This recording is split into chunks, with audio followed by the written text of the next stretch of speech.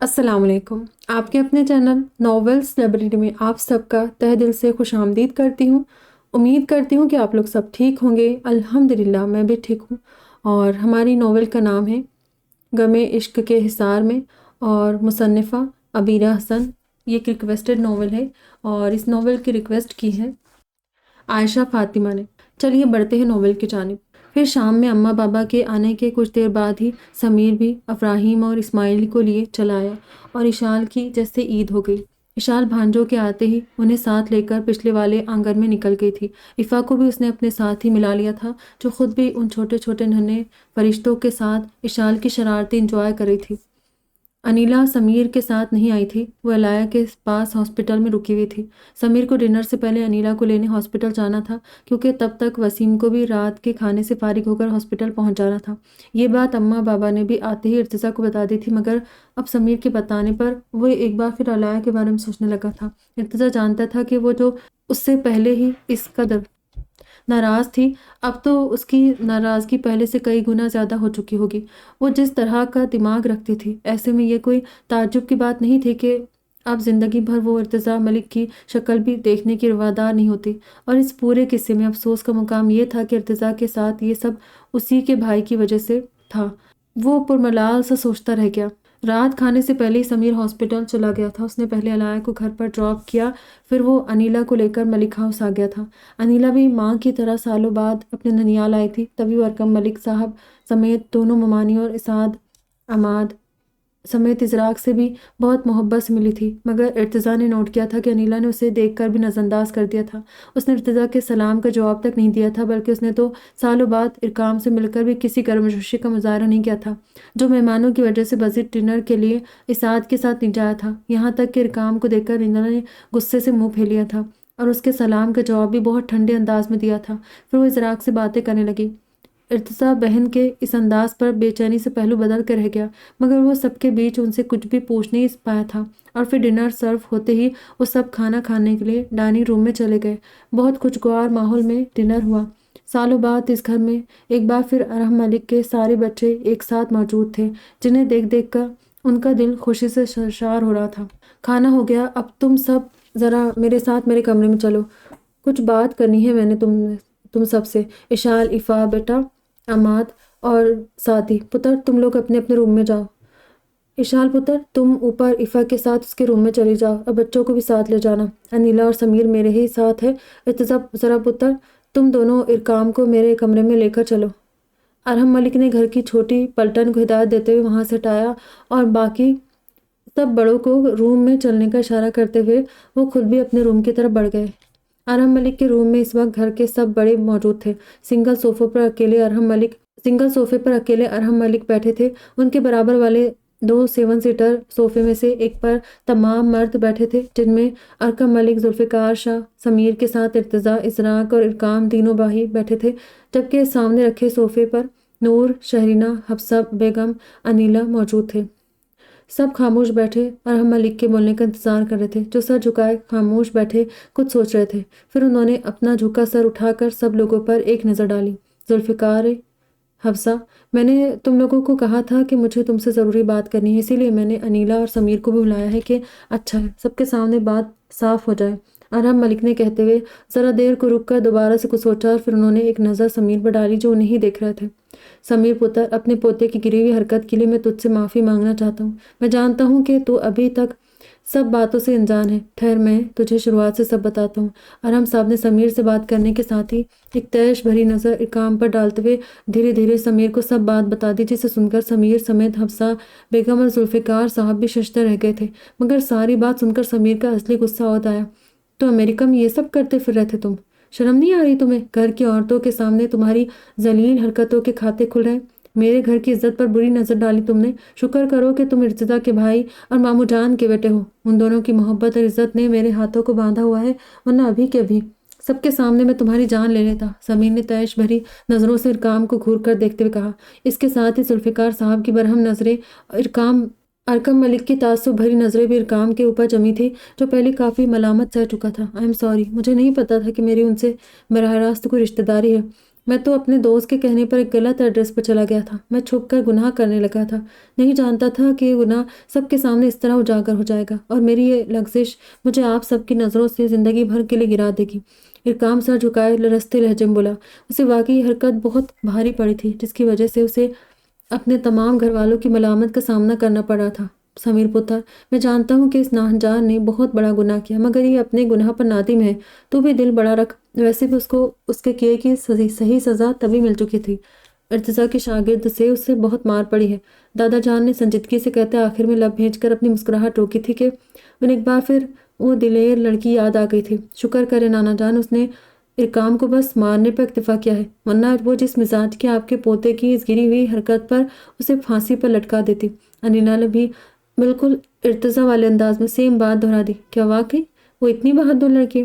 ارتضیٰ، وہ بچی تمہاری شاگرد ہے، تم لڑکیوں کو بھی پہلوانی سکھاتے ہو؟ شرینہ نے حیرت سے بیٹے کو دیکھتے پوچھا۔ ماں کی بات سن کر ارتضیٰ نے سٹپٹاتے ہوئے جلدی سے نفی میں سر ہلایا، جبکہ اتنے سنجیدہ ماحول میں شرینہ کی بات سن کر حفصہ بیگم، انیلا، ذوالفقار صاحب کے ساتھ ازراء کا نور بھی ہنس پڑے تھے۔ نہیں ممانی جان، علاء نے ارتضیٰ سے اکھاڑے میں پہلوانی نہیں سیکھی، بلکہ وہ یہ ویکینڈ پر جب میرے گھر آتا تھا تو اس کو بس زبانی بتا دیتا تھا۔ علاء کو خود بھی مار کٹائی کا خاصا شوق ہے، وہ انٹرنیٹ سے بھی سیکھتی ہے، اسے بڑے ابا بھی وقتاً فوقتاً سکھاتے رہتے، اسی لیے سیلف ڈیفینس کرنا جانتی ہے۔ کسی بھی غلط بات پر اس کی زبان کھلنے سے پہلے ہاتھ اٹھتا ہے، انیلا نے مسکراتے ممانی کو بتایا۔ ساتھ ہی اس کی نگاہوں کے سامنے آج شام کا سین اور وہ چپکو لڑکا گھوم کر رہ گیا۔ شام کو کسی بندے کی گاڑی سے انیلا اور اسماعیل کا ایکسیڈنٹ ہوتے ہوتے بچا ہے۔ علاء نے اسے بھی بہت مارا ہے، یہ اطلاع سمیر نے وہاں بیٹھے افراد کو دی تھی، جسے سن کر حفصہ اور ذوالفقار صاحب کے ساتھ ارتضیٰ نے بھی چونک کر حیرت سے سر اٹھاتے انیلا کو دیکھا۔ اللہ میرے بھائی کے حال پر رحم کرے، یہ ابھی تو ٹوٹی چین لیے گھوم رہا ہے، کل کو لوگوں کی ٹوٹی ہڈیاں نہ لے کر گھومنا پڑے۔ ارتضیٰ کے پاس بیٹھا ازراء کھولے سے بڑبڑایا تھا، اس کی یہ بڑبڑاہٹ ارقام سمیت ارتضیٰ نے بھی سنی تھی۔ تبھی ارتضیٰ نے گردن موڑ کر اپنے پاس بیٹھے ازراء کو گھور کر دیکھا اور ازراء بھائی کی نظروں سے گڑبڑا کر رہ گیا۔ آپی، آپ کو اور اسماعیل کا ایکسیڈنٹ ہوتے ہوتے بچا اور آپ نے مجھے بتانے کی زحمت بھی گوارا نہیں کی؟ ارتضیٰ سنجیدگی بھری خفگی سے بہن کو دیکھتے بولا۔ کیا بتاتی، غلطی میری بھی تھی، میں اسماعیل کے ساتھ جلدی میں روڈ کراس کر رہی تھی۔ علاء پیچھے شاپ سے سامان لیتے رک گئی، بس تبھی اچانک وہ گاڑی سامنے سے آ گئی، مگر پھر علاء نے سب کے سامنے ہی روڈ پر اس بندے کو کالر سے پکڑ کر بہت مارا اور مجھ سے معافی بھی منگوائی تو بات ختم ہو گئی۔ وہ بہت شرمندہ ہو رہا تھا، اسی لیے اس نے علاء سے مار بھی خاموشی سے کھا لی۔ انیلا سے ساری بات سن کر ارتضیٰ نے تعصب سے نفی میں سر ہلایا۔ یہ لڑکی کسی کو نہیں بخشتی، اسے ریلا بڑبڑایا اور اس کے پاس بیٹھے ازراء نے بخوبی بھائی کی بڑبڑاہٹ سنی۔ ازراء کو واقعی اپنے بھائی کی حالت پر افسوس ہونے لگا تھا، جس نے دل بھی لگایا تھا تو کس سے۔ ارتضیٰ کا پالا بہت جلد ایک لیڈی ریسلر سے پڑنے والا تھا۔ انیلا، مجھے بھی ملوانا اس بچی سے، میں عفا سے اس کو ملواؤں گی، اکیلی ہاسٹل میں رہتی ہے اور خود ہی یہاں وہاں آنا جانا کرتی ہے۔ اچھی بات ہے، عفا بھی اس سے سیلف ڈیفینس سیکھ لے گی، نور ایکسائٹڈ سی بولی تھی۔ ان کی بات سن کر زر اور ارقام نے صدمے سے انہیں دیکھا تھا۔ عفا اور پہلوانی؟ نہیں نہیں، نازک و مہذب سی عفا لوگوں کے منہ توڑنے کا کام سیکھتی۔ ارقام کے دماغ کی اسکرین پر عفا کا علایا جیسا ہی جارحانہ روپ گھوم کر رہ گیا تھا، تبھی وہ بے اختیار جھرجھری سی لے کر رہ گیا۔ وہ ایسے ہی دماغ کی ہے بھابھی، اس نے ایک دن بدتمیزی کرنے پر ہماری حویلی کے ایک نوکر کو چھت سے الٹا لٹکا دیا تھا۔ وہ تو ارتضیٰ نے جا کر اس بیچارے کی جان بچائی، ورنہ وہ اسے چھت سے نیچے پھینک دیتی۔ حفصہ بیگم نے بھی لب بھیج کر اپنی مسکراہٹ چھپائی تھی، جبکہ ارتضیٰ اپنی بے ساختہ امڑتی مسکراہٹ کو سب سے چھپانے لگا تھا۔ لڑکیوں کو ایسے ہی ہونا چاہیے اماں، ہم نے اسی لیے کبھی علایا پر کوئی روک ٹوک نہیں کی، خدا نہ خواستہ کسی بھی قسم کا برا وقت پڑنے پر وہ اپنا بچاؤ کرنا جانتی ہے۔ سمیر نے کہتے جتاتی نظروں سے ایک طرف بیٹھے ارقام کو دیکھا اور ارقام بہنوئی کا تنظر اس کی آنکھوں میں موجود تاثر کو اچھی طرح سمجھ چکا تھا، تب اس نے ندامت سے سر جھکا لیا۔ بہرحال پتر، ان باتوں کو چھوڑو، میں نے یہاں تم سب کو جس مقصد سے بلایا ہے وہ سنو۔ ارقام کا شرمناک کارنامہ ہم سب کو پتہ چل ہی چکا ہے۔ 10 سال پہلے میں نے اپنے پتر سے اسی لیے کہا تھا کہ اس کچے ذہن کے بچے کو امریکہ جیسے آزاد ملک مت بھیج، مگر میرے پتر کو اپنی اولاد کو لائق فائق بنانے کا شوق چڑھایا تھا کہ سرادیہ کے بیٹوں کو وہ کسی سے پیچھے نہیں دیکھنا چاہتا تھا۔ لیکن ایک بات بتا مجھے حرکم، اس سے پہلے زر بھی تو لندن گیا تھا، تو کیا اس کے پاس نہیں بھیج سکتا تھا تو ارقام کو؟ وڈا ماموں کی سرپرستی میں دینے کا ارمان اٹھا تھا، یہ سرپرستی کی ہے اس کے ماموں نے، اس کی یہ سکھایا ہے، شرابی بن کر لوٹا ہے واپس، اور تو اور ذوالفقار ہے، تجھ سے بھی کم شکایتیں نہیں ہیں مجھے. یہ تیرا پتر، اس کو بڑا پہلوان بنایا تو نے. خیر سے دیندار بھی ہے، مگر اسے یہ نہیں پتا کہ اللہ نے اولاد کے لیے باپ کا کیا درجہ رکھا ہے. یہ اپنے باپ سے بدتمیزی کرتا ہے، اس کو آئینے دکھاتا پھر رہا ہے. تو بھی جب اسے ڈانٹتا ہے تو یہ تیرے نال بھی یہی کرتا ہے جیسے اس نے میرے پتر کے ساتھ کیا ہے. ارحم صاحب نے بولتے خفگی بھری نظروں سے ارتضیٰ کو دیکھا. ان کے ساتھی ارکم ملک اور ذوالفقار صاحب نے ایک نظر پہلو بدلتے ارتضیٰ پر ڈالی تھی، مگر ارحم ملک کو کوئی جواب نہیں دیا تھا. دونوں باپ اور سسر کے سامنے خاموش بیٹھے تھے، جبکہ ارتضیٰ نے ضرور دادا کو شکایتی نظروں سے دیکھا تھا. دادا جان، ارتضیٰ نے بولنا چاہا مگر ارحم ملک نے ہاتھ اٹھا کر اسے چپ رہنے کا اشارہ کیا تھا. ارتضیٰ لب بھیج کر خاموش ہو گیا تھا. اتھرے گھوڑوں کو قابو کرنے کا سب سے اچھا طریقہ ہے کہ وقت رہتے اور صحیح موقع پر ان کو لگام ڈال دی جائے. ارکم پتر، تیرے ان 2 اتھرے گھوڑوں کو بھی لگام ڈالنے کی ضرورت ہے. اسی لیے شادی کر ان کی تاکہ یہ راہ راست پر آ سکے. حالانکہ مجھے اپنے زر پتر سے کوئی شکایت نہیں، اور میں پہلے بھی تجھ سے بات کہہ چکا ہوں کہ زر کی شادی کر دیتے ہیں، مگر تو نے ارتضیٰ کی وجہ سے میری ایک نہیں سنی کہ ارتضیٰ بڑا ہے، پہلے اس کی ہوگی.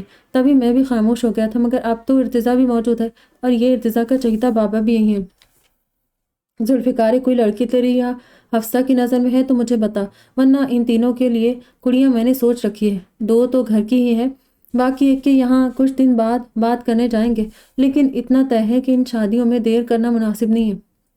نور، شہرینہ پتر، تم دونوں جلدی جلدی ان تینوں کی شادی کی تیاری شروع کر دو. اب ان کی شادیوں کے بعد ہی میں اس گھر سے باہر پیر نکالوں گا. دادا جان کی بات سن کر تینوں ششدر رہ گئے. ارقام ازراق تو پھر بھی دادا کے احترام میں خاموش بیٹھے تھے، مگر ارتضیٰ تڑپ کر اپنی جگہ سے اٹھ کھڑا ہوا. مجھے شادی نہیں کرنی دادا جان. اماں بابا، آپ لوگ دادا جان سے کہہ دے کہ زر اور چھوٹے کی شادی کروا دے، مگر مجھے شادی نہیں کرنی.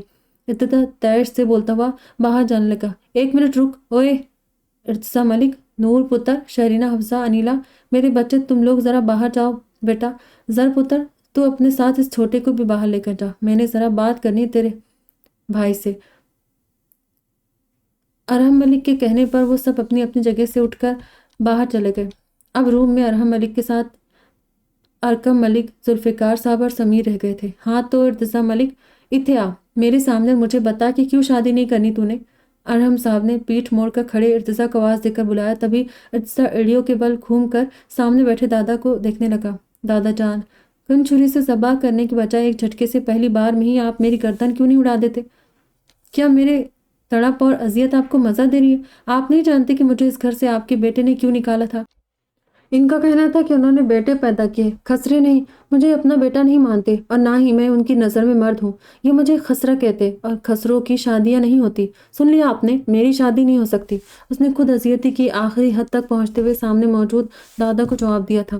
مگر اس کی بات سن کر جہاں ارکم ملک کا دل تڑپ اٹھا تھا، وہیں ذوالفقار صاحب بھی اضطرابی کیفیت میں اپنی جگہ سے اٹھ کھڑے ہوئے، مگر انہیں ارحم ملک نے اشارے سے واپس بیٹھنے پر مجبور کر دیا. جبکہ سمیر نے بھی تعصب سے سر ہلا کر ارتضیٰ کو دیکھا تھا، جو خود کو کالی دیکھ کر اس وقت جیسے ضبط کی آخری منزل پر کھڑا تھا.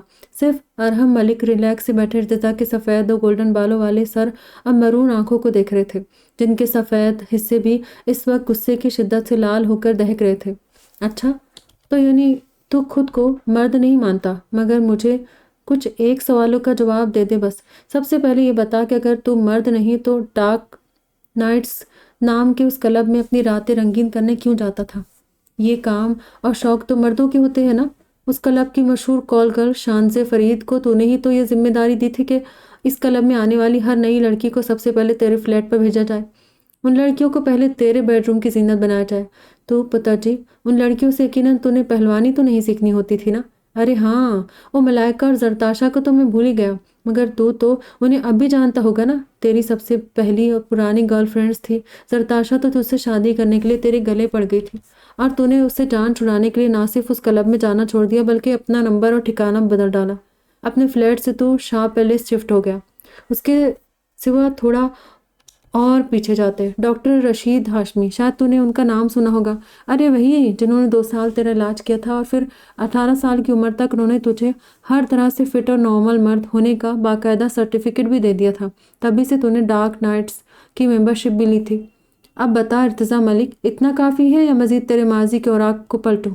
پھر بتانا کہ تو شادی کرنے کے لائق ہے کہ نہیں. ارحم ملک مسکرا کر بولتے ہوئے ارتضیٰ کی حیرت سے پھٹتی آنکھوں کو دیکھنے لگے تھے، کیونکہ ان کی باتیں نہیں، وہ ایٹمی دھماکے تھے جنہوں نے ارتضا کی ذات کے پرکھچے اڑا دیے تھے۔ پیروں کے نیچے زمین کیسے نکلتی ہے یا سر سے آسمان کو کیسے کھینچا جاتا ہے، ارتضا کو اس لمحے اچھی طرح پتہ چل چکا تھا۔ دادا جان! اس کی آواز حیرت کی زیادت سے بالکل بند ہو چکی تھی۔ فڑفڑاتے ہوئے ہونٹوں سے نکلنے والی دادا جان کی صدا خود بھی نہیں سن پایا تھا، مگر اس کی حیرت سے پھٹتی آنکھوں کو دیکھ کر ارحم ملک اپنی جگہ سے اٹھ کھڑے ہوئے اور دھیرے دھیرے چلتے ہوئے اس کے سامنے چلے آئے تھے، جبکہ دور ذوالفقار صاحب نے سمیر کو اشارے سے باہر جانے کے لیے کہا تھا، تبھی سسر کو دیکھتے ہوئے اسبات نے سر ہلا کر روم سے باہر چلا گیا تھا اور اپنے پیچھے دروازہ بند کر گیا۔ صبح تو میرے بیٹے کو اس کے چھوٹے بیٹے کی عیاشی کے لیے تانا دے رہا تھا کہ وہ ایک عالم دین کا پوتا ہو کر بھی اتنا کیسے گر گیا، مگر ارتضا ملک تو بھی تو میرا پوتا ہے، اور گراوٹ کی ہر وہ حد فلانگ چکا ہے جس تک پہنچنا تو دور، اس کے بارے میں سوچنا بھی ایک مسلمان مرد کو زیب نہیں دیتا، تو پھر اپنے باپ کو کس گناہ پر شرمندہ کر رہا تھا؟ ویسے مزے کی بات سن، تو بیٹا ہو کر اپنے باپ کو اس کے چھوٹے بیٹے یعنی کام کے جن کرتوتوں کے تانے دے رہا تھا نا، تیرا یہی باپ بہت پہلے سے اپنے بڑے بیٹے یعنی تیرے بھی ان ساروں کرتوتوں اور کارناموں سے باخبر ہے جو اپنے تئی تو سب سے چھپ کر کرتا رہا تھا۔ میرا پتر بہت پہلے سے جانتا ہے کہ تو اس بدنام کلب میں جاتا ہے، لڑکیوں کو گھر بلا کر زنا کاری کرتا تھا، مگر اس کے باوجود اس نے آج تک اس بات کا تانا نہیں دیا کہ ارکام کو کچھ بھی کہنے سے پہلے اپنے گریبان میں جھانک کر دیکھ۔ چھوٹے اپنے بڑوں سے ہی تو سیکھتے ہیں، غصے، تذلیل اور بے عزتی کی آگ میں جل کر خود کو اپنی اور دنیا کی نظر میں مرد ثابت کرنے کے لیے تو نے اپنے آپ سے ہی انتقام لیا، گراوٹ کی ہر حد فلانگ لی۔ کیوں؟ صحیح کہہ رہا ہوں نا؟ میں بہت بڑے عالم دین کا بیٹا ہوں، خود بھی اللہ کا پیغام لے کر ملکوں ملکوں گھومتا ہوں۔ سوچ کیسا لگتا ہوگا مجھے جان کر کہ میں جو لوگوں کے سامنے اپنے دین کی تبلیغ کرتا ہوں انہیں اللہ اور اس کے رسول کا پیغام پہنچاتا ہوں، مگر میرے اپنے گھر میں میرا پوتا گھر والوں سے چھپ چھپ کر حرام کاری کرتا پھرتا ہے۔ کیسا لگتا ہوگا مجھے؟ کبھی سوچا ہے کہ دنیا کو جب یہ بات پتہ چلے گی تو لوگ مجھے تانے دیں گے، سچ جان کر میرے سر پر خاک ڈالیں گے کہ پہلے اپنا قبلہ تو درست کرو، تب کہیں اللہ کے غضب سے ڈرانا، نبی کی سنت پر چلنے کی تلقین کرنا۔ جب میں اپنے پوتوں کو ہدایت کی راہ پر نہیں لگا سکا تو دوسروں کو کس منہ سے راہ ہدایت پر چلنے کی دعوت دیتا پھرتا ہوں؟ میرا خود کا پوتا کس بری طرح بے راہ روی کا شکار ہو کر اپنی اقدار کی دھجیاں اڑا رہا ہے، اور چل فرض کر لے کہ کسی طرح لوگوں سے بات چھپا بھی لی جائے تو کیا میرا رب نہیں دیکھ رہا؟ یہ اس کے ساتھ بھی کھلی منافقت نہیں ہوئی؟ ارتضا ملک، کیا منہ لے کر جاؤں گا میں اللہ کے آگے؟ کیا جواب دوں گا اسے؟ تو نے سوچا کبھی کہ تیرے دادے کو جب یہ باتیں پتہ چلے گی تو کیا گزرے گی اس کے دل پر؟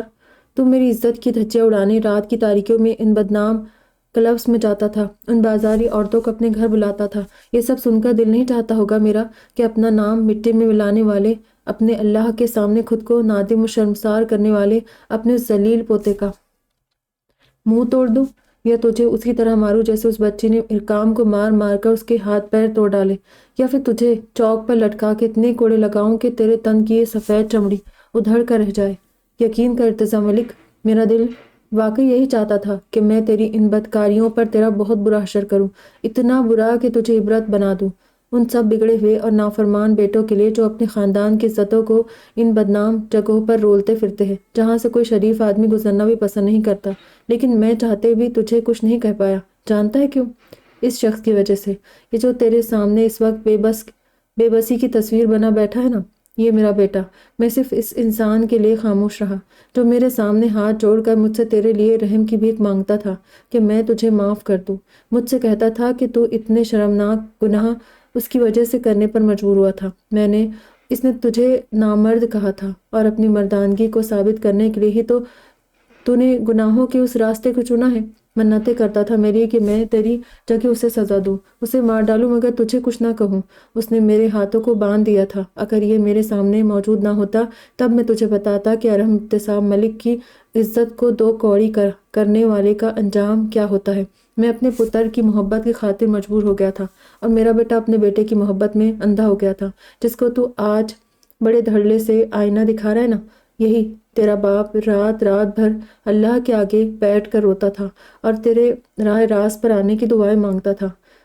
اب تو مان یا مت مان، مگر ماں باپ کی دعاؤں میں بہت اثر ہوتا ہے پتر جی۔ یہ جو تیرا باپ ہے نا، یہ اسی کی دعاؤں کا احساس ہے کہ تو اتنے غلیظ گناہوں کا ارتکاب کرنے کے باوجود واپس راہ راست پر لوٹ آیا۔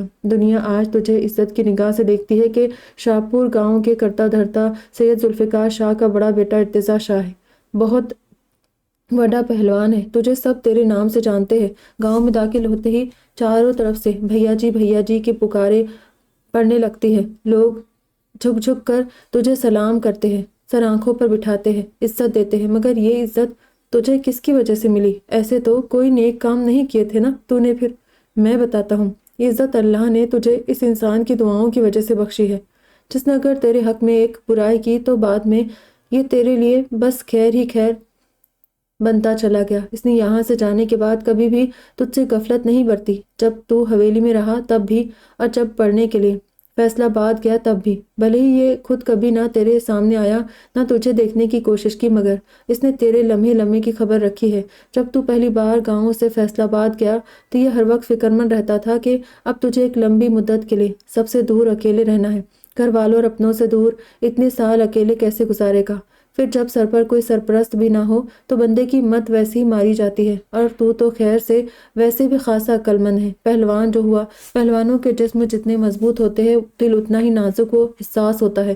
دوسرے لفظوں میں کہیں تو تم پہلوان لوگ رج کے بیوقوف ہوتے ہو، بنا اپنا اچھا برا سوچے دوسروں پر اندھا اعتماد کرنے والے۔ اسی لیے ارقم تیرے لیے بہت پریشان تھا۔ پھر اس کی فکرمندی دیکھتے ہوئے میں نے اسے تیری نگرانی پر اپنے کچھ بندوں کو مامور کرنے کا مشورہ دیا، جو تیرے پل پل کی رپورٹ ہمیں دے۔ میرے مشورے پر تیرے باپ نے اپنے 2 بندے کو تیرے پاس رکھوانے کا فیصلہ کیا۔ منہاج اور احسان کو تو جانتا ہے نا، دونوں پورے 2 سال تیرے ساتھ فلیٹ اور بعد میں گھر پر بھی رہے تھے۔ ارحم ملک کے کہتے ہی ارتضیٰ نے ایک بار پھر حیرت سے انہیں دیکھا تھا۔ منہاج اور احسان اس کے کلاس میٹس تھے جو ہاسٹل کا کرایہ افورڈ نہیں کر سکتے تھے، اور انہوں نے ارتضیٰ کے دوستوں سے یہ جان کر کہ ارتضیٰ اکیلا ایک فلیٹ میں رہتا ہے اس سے درخواست کی تھی کہ وہ اسے اپنے ساتھ فلیٹ میں رکھ لے، کیونکہ وہ کالج فیس کے سوا ہاسٹل کا کرایہ وغیرہ افورڈ نہیں کر سکتے تھے۔ ارتضیٰ نے بھی ذوالفقار شاہ کی اجازت سے ان دونوں لڑکوں کو اپنے ساتھ رکھ لیا تھا۔ منہاج اور احسان ارقم کے بھیجے ہوئے بندے تھے۔ ہمارے کہنے پر وہ ناٹک کر کے تیرے پاس رہے تھے تاکہ ہر وقت تیرے ساتھ سائے کی طرح رہ سکے۔ وہی تیری ایک ایک حرکت کی خبر ہمیں دیتے تھے۔ انہی بندوں کے ذریعے بعد میں ہمیں تیری فضول دوستیوں اور بے راہ روی کے بارے میں پتہ چلا تھا، اور پھر ارقم نے ہی ذوالفقار کو بھی تیری لغزشوں سے آگاہ کیا تھا۔ پھر ذوالفقار نے منہاج اور احسان کے ذریعے تجھ تک یہ جھوٹی خبر پہنچائی تھی کہ تیرے فلیٹ پر لڑکیوں کی آمد کے متعلق کسی نے پولیس میں مخبری کر دی ہے۔ پولیس کبھی بھی آ کر تجھے اریسٹ کر سکتی ہے، اسی لیے اب تو ان دونوں کے ساتھ فلیٹ چھوڑ دے۔ ادھر وہ زرتاشا تیرے ایک دوست کی مدد سے ذوالفقار کے پاس پہنچ گئی تھی تیرے کرتوت بتانے کے لیے کہ وہ اس وقت حاملہ ہو چکی ہے اور اپنے ہونے والے بچے کا باپ وہ تجھے بتا رہی تھی۔ تب میرے پتر ذوالفقار نے زرتاشا کو ڈھیروں پیسے دے کر تجھے چھوڑنے پر مجبور کیا تھا، ورنہ آج تو اس بدنامی کا توق بھی گلے میں لٹکا کر گھوم رہا ہوتا۔ تیرے اسی باپ نے ذوالفقار کے ساتھ مل کر تجھے راہ راست پر لانے کے لیے دن رات جدوجہد کی ہے۔ ارتضیٰ ملک، ہر بار تجھے منہ کے بل گندگی کے گڈھوں میں گرنے سے بچایا ہے۔ میرے پتر نے گناہ کیا تھا، مگر تو نے تو گناہوں کا ڈھیر جمع کیا ہوا ہے۔ اب بتا کہ اپنے باپ کے کیے گئے ایک گناہ پر اس سے نفرت کرنے والے، اس کو غلط سمجھنے والے تجھ جیسے عیاش بیٹے کو میں کیا سزا دوں؟ بتا، ایک عالم دین ہونے کے ناطے میں تجھ جیسے زانی پوتی کو کیا سزا دوں؟ سنسار کر دوں یا گولی مار دوں؟ بتا مجھے۔ ارحم ملک ارتضیٰ کے سامنے ایک کے بعد ایک اس کی زندگی سے جڑا ہر سچ کھولتے چلے گئے، اور پھر آخر میں شدید جوش و جذبات کے زیر اثر انہوں نے ساکت و ششدر کھڑے ارتضیٰ کو کندھوں سے پکڑ کر جھنجھوڑ ڈالا تھا۔ اس دوران ارتضیٰ سنگی مجسمے کی مانند ساکت کھڑا بس دادا کو دیکھے جا رہا تھا۔ اس کی حالت ناگفتہ بات تھی، تبھی اسے یوں پتھر بنے دیکھ کر ارقم ملک اور ذوالفقار شاہ تڑپ کر اپنی جگہ سے اٹھے تھے، اور بھاگتے قدموں سے ارتضیٰ کے پاس پہنچتے ہی ذوالفقار شاہ نے ارتضیٰ کو ایک بازو کے حلقے میں لے لیا تھا، جبکہ ارقم ملک بھی ارتضیٰ کے دوسری طرف آ کھڑے ہوئے تھے۔ وہ دونوں ارتضیٰ کے دائیں بائیں مضبوط ستونوں کی طرح اپنے بیٹے کو سہارا دینے کے لیے موجود تھے۔ پاپا بس کرے، پلیز خاموش ہو جائیں، میرا بچہ تائب ہو چکا ہے، اس نے بہت سال پہلے ہی اپنے گناہوں سے توبہ کر لی تھی۔ اس وقت پرانی باتوں کو مت دہرائے، اور مجھے اس منہاج اور احسان کے بارے میں جب ارقم سے معلوم ہوا تھا تبھی سے وہ دونوں مجھے برے لگنے لگے تھے۔ میرا پتر اگر برا کر رہا تھا تو شکایتی ٹٹو سے دوست ہونے کے ناطے سمجھانے کے بجائے آپ دونوں سے اس کی شکایتیں لگا لگا کر آپ کی نظر میں برا بنا رہے تھے۔ زرتاشا کا بھی انہوں نے ہی ارقم کو بتایا تھا، تبھی میں نے انہیں اپنے پتر کے پاس سے بھگا دیا تھا اور دارون کو اس کے پاس بھیج دیا تھا۔ ذوالفقار شاہ ساکت و ششدر کھڑے ارتضیٰ کا سر اپنے کندھے سے لگاتے بولے، جبکہ ارتضیٰ ملک کو اس وقت اچھی طرح سمجھ میں آ گیا تھا کہ اصل میں آئینہ دکھانا کیا ہوتا ہے۔ ساتھ ہی ارحم ملک نے ارتضیٰ کو یہ بھی اچھی طرح سمجھا دیا تھا کہ کسی پر ایک انگلی اٹھانے سے پہلے ہمیشہ دیکھنا چاہیے کہ باقی 3 انگلیاں ہمیں بھی پوائنٹ آؤٹ کر رہی ہیں۔ میرے بیٹے سے جو گناہ ہوئے ان کی وجہ میں ہوں پاپا، آپ اسے نہیں مجھے گولی مار دے، مجھے سنگسار کر دے، مگر میرے بیٹے سے کچھ نہ کہے۔ یہ تینوں بھائی میرے پاس رادیہ کی امانت ہے۔ میں نے اپنے ارتضیٰ کے حق میں بہت برا کیا تھا، اسی لیے میں نے ہمیشہ یہی چاہا کہ اپنے سر اور کامی دونوں بھائیوں کے لیے وہ سب کر سکوں جو ارتضیٰ کے لیے نہیں کر سکا، کچھ ایسا کر سکوں جو ان دونوں کے مستقبل کے ساتھ انہیں بھی بہترین انسان بنائے، تاکہ روز محشر میرا سر رادیہ کے سامنے جھکا ہوا نہ ہو۔ مگر میرے ارتضیٰ کے سوا میرا کامی بھی بے راہ روی کا شکار ہو گیا۔ ارکم ملک ارتضیٰ کی دھواں دھواں ہوتی آنکھوں کو تکتے ہوئے ندامت سے بولے، ہاں تو ٹھیک ہے نا، اولاد یا تو ماں پر جاتی ہے یا باپ پر جاتی ہے، اور تیرے یہ سپود کردار کے حوالے سے ماں پر چلے گئے ارکم پتر۔ ارحم ملک نہ چاہتے بھی تلخ ہو گئے تھے۔ تبھی ان کی زبان سے اچانک جو الفاظ نکلے تھے وہ وہاں کھڑے ارتضیٰ کو حیران تو خود ارحم ملک اور ذوالفقار شاہ کو اچانک خاموش ہونے پر مجبور کر گئے تھے، جبکہ ارکم ملک کو بھی اچانک اپنی زبان سے نکلے لفظوں پر پچھتاوا ہونے لگا تھا۔ پاپا پلیز پلیز خاموش ہو جائے، یہ آپ کیا کہہ رہے ہیں؟ میں آپ کے آگے ہاتھ جوڑتا ہوں۔ آپ جس طرح اب تک اعلیٰ ظرفی کا مظاہرہ کرتے آئے ہیں، اب بھی میں آپ سے درخواست کرتا ہوں کہ پلیز کچھ مت کہیں، چپ ہو جائے۔ ارکم ملک بے بسی سے باپ کے سامنے ہاتھ جوڑ کر بولے تھے، میں جس کام سے جڑا ہوا ہوں پتر، بے شک مجھے یوں کسی کی عیب جوئی کرنا زیب نہیں دیتا۔ میں جانتا ہوں کہ ایک مومن مسلمان کو کسی کے گناہوں کی پردہ پوشی کرنے کا اجر عظیم اللہ تعالیٰ اس طرح سے دیتے ہیں کہ جو دنیا میں اللہ کے بندوں کے عیب چھپائے گا، قیامت والے دن پوری دنیا کے سامنے اللہ اس کے عیب چھپائے گا۔ لیکن بندہ بشر ہوں نا، اسی لیے بس اس رب کی نافرمانی کر جاتا ہوں۔ ارحم ملک نے اپنی نم ہوتی آنکھوں سے کہا اور واپس جا کر اپنی جگہ پر بیٹھ گئے تھے، اس بات سے انجان کہ وہ ایک بار پھر ارتضیٰ کی سماعتوں پر دھماکہ کر چکے تھے۔ تب ارتضیٰ نے خالی خالی نظروں سے خود سے کچھ دور بیٹھے دادا کا چہرہ دیکھا۔ میں وہ سب کچھ جاننا چاہتا ہوں جو ماضی میں ہو چکا ہے۔ میں اپنی ماں کا ماضی جاننا چاہتا ہوں دادا جان، ایسا کیا کیا تھا انہوں نے جو پہلے پاپا انہیں بد کردار کے مانتے تھے اور آج آپ بھی ان کے کردار پر انگلی اٹھا رہے ہیں۔ ارتضیٰ کی ٹھہری ہوئی آواز پر ارحم ملک نے ایک گہری سانس کھینچتے ہوئے اسے ہاتھ کے اشارے سے اپنے پاس بلایا۔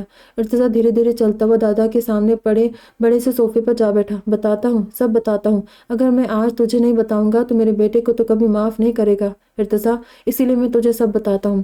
یا میرے اللہ مجھے معاف کر دینا، اور ارکم پتر تو بھی مجھے معاف کر دے۔ میں تیرے بیٹے کی اس بدگمانی اور تیرے آنسوؤں سے ہار گیا ہوں، اس لیے آج مجھے مت روکنا۔ اور ارتضیٰ ملک، آج جو کچھ میں تجھے بتانے جا رہا ہوں اس کے پیچھے چھپا مقصد بس تیرے باپ کو تیری نظروں میں اٹھانا ہے، تیری ماں کو تیری نظروں سے گرانا نہیں۔ ایک پل کو بھی تو اپنی ماں کو برا مت سمجھنا، کیونکہ غلطی اور گناہ ہم انسانوں سے ہی ہوتے ہیں، مگر توبہ کرنے پر جب وہ رب بھی ہمیں معاف کر دیتا ہے تو ہم انسان کون ہوتے ہیں؟